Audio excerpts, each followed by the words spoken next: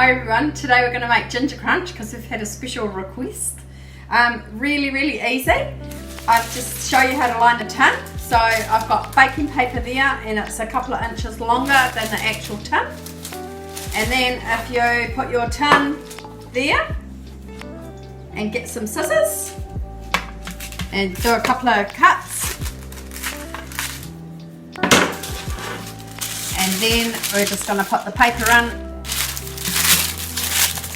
And that will give you nice corners. And then I always spray my paper because this isn't baking paper, it's just normal grease proof. So that's our tin ready.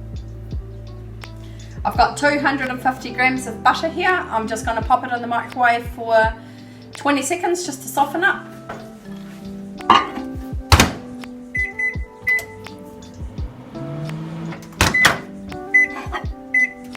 There's our butter there. It's not melted, but it's nice and soft.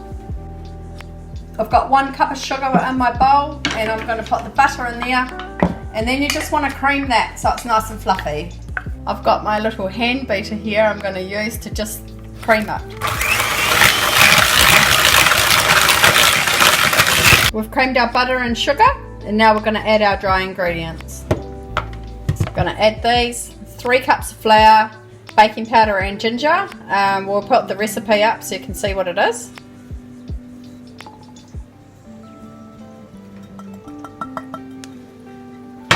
We just want to bring that together, like not over mixing it.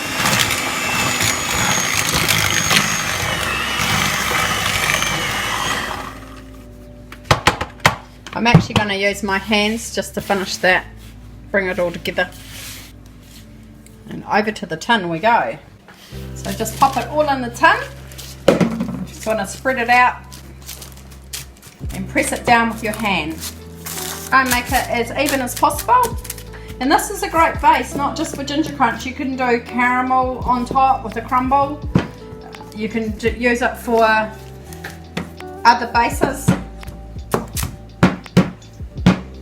So we're just going to pop that in the oven for around 20 to 25 minutes. My oven's about 150, but just a moderate oven, whatever you do your baking on.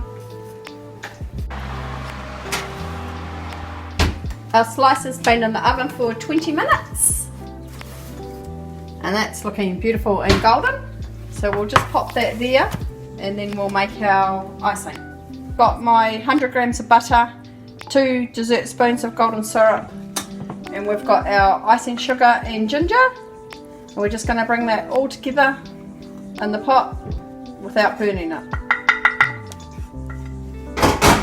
So you just want to keep stirring that just to bring it all together. It's all coming together now, but we just want that all melted. That icing looks beautiful. You don't want it more than that, otherwise sometimes when you buy a piece of ginger crunch and you get that yucky sugary icing, that's because they've burnt it. So we'll just turn our elements off there. And then it's okay to pour it on here while it's hot. Get a spatula and get all that icing out. And then you just want to spread it on your slice.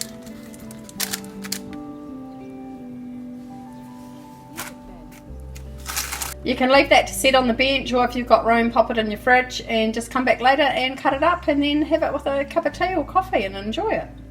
Right, it's been in the freezer for a little bit, so now we can cut it.